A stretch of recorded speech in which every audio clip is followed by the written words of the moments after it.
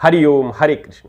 आप सभी श्रद्धालु और जिज्ञासु जो कि हमारे इस चैनल के साथ में जुड़े हुए हैं अच्छी प्रकार से जानते हैं कि हमारा प्रयास रहता है कि हम जिंदगी के प्रत्येक पहलू पर वीडियोस को लेकर के आएं ताकि प्रत्येक व्यक्ति का समुचित विकास हो, वो एक बेहतर नागरिक बने, एक स्वस्थ युवा बने और वास्तव में एक ऐसा मार्गदर्शक अभिभावक बने जो कि अपने बच्चों का बेहतर तरीके से पालन पोषण करके उन्हें जिम्मेदार नागरिक बना सके, परिवारों में झगड़े न हो, हम परमात्मा के साथ जुड़े। इन सारे के सारे विषयों पर हम वीडियोस को लेकर के आते हैं। आप सबके प्यार को मैं कमेंट्स के माध्यम से अक्सर देखता हूं, बड़े अच्छे भाव आप लोगों के अक्सर होते हैं। वहीं कोई एकाध व्यक्ति इस प्रकार के भी दिखाई देते हैं कि नफरत से इतने भरे हुए हैं, बहुत सारी गालियां देने के बाद भी ऐसा लगता है कि वो लोग और भी कुछ कहना चाहते थे जिससे कि उनकी भड़ास निकल पड़े, लेकिन उनके पास शब्दों की कमी पड़ गई है, उनकी गालियां खत्म हो चुकी हैं।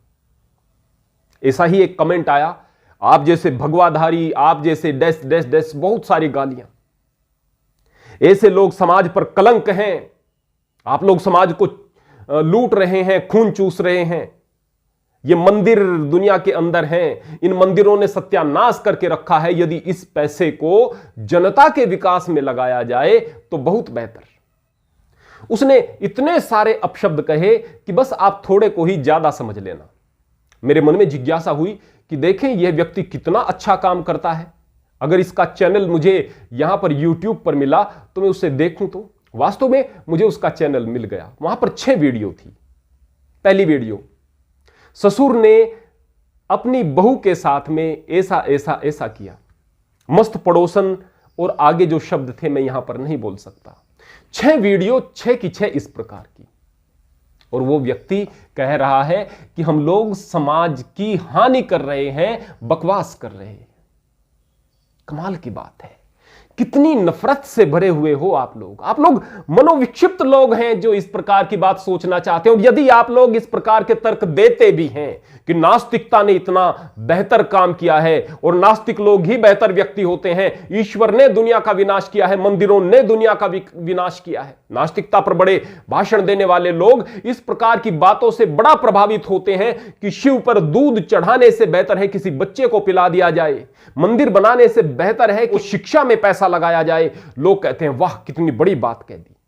लेकिन आइए थोड़े से हम उदाहरण देखते हैं। अभी कोविड काल चला था, चाहे वो महामारी थी या नहीं थी, लोग परेशान भी थे, लोग मर भी रहे थे और भय भी था। भय तो बहुत ज्यादा था।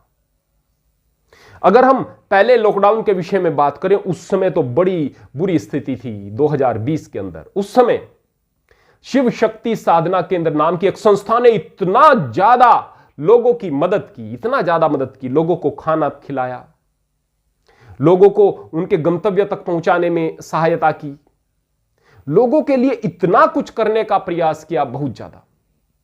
इस्कॉन मंदिरों ने बहुत सारे लंगर चलाए, बहुत सारे लोगों के लिए भोजन की व्यवस्था की, निःशुल्क भोजन की व्यवस्था की। बहुत सारे गुरुद्वारों ने इतना ज्यादा अपनी तरफ से सहयोग कार्य शुरू कर दिया। जब जब भी इस देश पर संकट आता है, मानवता पर संकट आता है, गुरुद्वारे अपना दरवाजा खोल देते हैं। मैं एक एक करके क्या बताऊं, धार्मिक संगठन बहुत ज्यादा मात्रा में आगे आए, लोगों की सेवा की, चैरिटी की। ये जो नास्तिक लोग दूध को बचा करके गरीबों को पिलाने की बात करते हैं, इन्होंने कितने धार्मिक कार्य किए, कितनी लोगों की मदद की। जब संकट आता है, अकाल पड़ता है, तो धार्मिक संगठन आगे आते हैं। जब कहीं पर भूकंप इत्यादि आते हैं, कोई प्राकृतिक आपदा आती है, तो धार्मिक संगठन आगे आते हैं और चैरिटी करते हैं। ये नास्तिक लोग उस समय क्या कर रहे होते हैं? हम वास्तव में कहते हैं कि अस्पतालों का निर्माण होना चाहिए, हम वास्तव में कहते हैं कि स्कूलों का निर्माण होना चाहिए। लेकिन आज की तारीख में जो लोग पढ़े लिखे हैं, इतिहास को बेहतर तरीके से जानते हैं, भूगोल को जानते हैं, केमिस्ट्री को जानते हैं, विज्ञान के बारे में उतनी चीजों का पता है जितना पहले नहीं पता था, लेकिन क्या मानसिक स्तर पर ये पहले लोगों से बेहतर है? केवल हमसे पहले वाली पीढ़ी को आप देखें, वो आपस में प्यार से बेहतर तरीके से रहते थे, उनके अंदर ज्यादा शांति थी। आप लोग शांति को भुला बैठे हैं, आप लोग डिप्रेशन का शिकार हो रहे हैं, नफरतों से भरे हुए हैं, अशांत हैं। पहले अस्पताल ज्यादा नहीं थे, लेकिन आदमी स्वस्थ जिंदगी जिया करता था। जब ये इतने सारे अस्पताल बढ़ गए हैं, इतने सारे संसाधन बढ़ गए हैं, तो ये बीमारियां क्यों बढ़ी हैं? जब इतनी सारी शिक्षा की व्यवस्थाएं हो चुकी हैं, तो उसके बावजूद आप सामाजिकता को क्यों भूलते जा रहे हैं? आपसी प्रेम को क्यों भूलते चले जा रहे हैं? संस्कार को क्यों भूलते चले जा रहे हैं? भले ही आज आपको बहुत सारी चीजों का पता है, लेकिन आप लोग भूल चुके हैं कि वास्तव में आपस में प्रेम से किस प्रकार से रहना है। हर जमाने में बुराइयां रही हैं। आप उदाहरण देना शुरू कर दें, पहले भी थी, आज भी है। हर जमाने में बुरे लोग रहे हैं, लेकिन वास्तव में हम नैतिकता को खोते जा रहे हैं, इस बात में शक नहीं है। हम इस बात को समझें कि जो बुराइयां पहले थी, उन बुराइयों को दूर करने का प्रयास करो भाई। जो अच्छी चीजें पहले थी उनको पकड़ के रखो, जो बुराई थी उसको छोड़ने का प्रयास करो। इस भारत में मध्यकाल में जाति प्रथा आई, बहुत सारा अत्याचार हुआ लोगों को शूद्र कह करके उनके साथ में। यहां पर अनेक प्रकार की कुप्रथाएं आई। हम प्रयास करें कि इस प्रकार की कुप्रथाएं ना आए।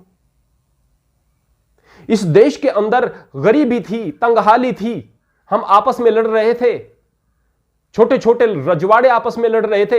हम कोशिश करें कि यह देश संगठित बना रहे, लेकिन हम क्या कर रहे हैं कि जो लोगों का आपसी प्रेम था, सामाजिक भाव थे, उन सारी की सारी चीजों को, मेहनत करने की क्षमता को, एक दूसरे के साथ हंसने बोलने की प्रवृत्ति को, उसको भी भूलते जा रहे हैं और तर्क दे रहे हैं बेकार के। यकीन मानिए, यदि आपका स्वभाव देने का है तो आप मंदिरों में दान देने के बाद भी लोगों का भला कर पाओगे। और यदि आपका स्वभाव केवल लेने का है, केवल स्वार्थ का है, तो आप कितना धन जोड़ करके रख लो, वो जुड़ा ही रहेगा, आप किसी के लिए खर्च नहीं कर पाओगे। ये मंदिर, ये धार्मिक कर्मकांड आप लोगों को अंदर से पवित्र बनाने के लिए हैं। इससे भगवान का कुछ भला नहीं कर रहे आप, उसके लिए कोई घर नहीं बना रहे। इससे आपका आत्मबल बढ़ रहा है, आपकी धर्म के प्रति आस्था बढ़ रही है। इसलिए यह आपके ही भले के लिए है, आपके स्वार्थ के लिए है, परमात्मा के लिए कुछ नहीं कर रहे। परमात्मा को तो आपके भाव चाहिए। जब आप इन मंदिरों में जाकर के अच्छी चीजों को सीखेंगे, जब आप अपने कर्मकांडों को करते हुए परमात्मा से जुड़े हुए रहेंगे, तब आप अच्छे कार्य कर पाएंगे। लेकिन ध्यान रहे, मंदिर भी खूब बनाओ, लेकिन मंदिरों में परमात्मा का नाम हो, पाखंड ना हो। ध्यान रहे, आप धार्मिक कर्मकांड भी खूब करो, लेकिन उस कर्मकांड के भरोसे मत बैठे रहो, कर्म भी करो और लोगों का भला भी करो।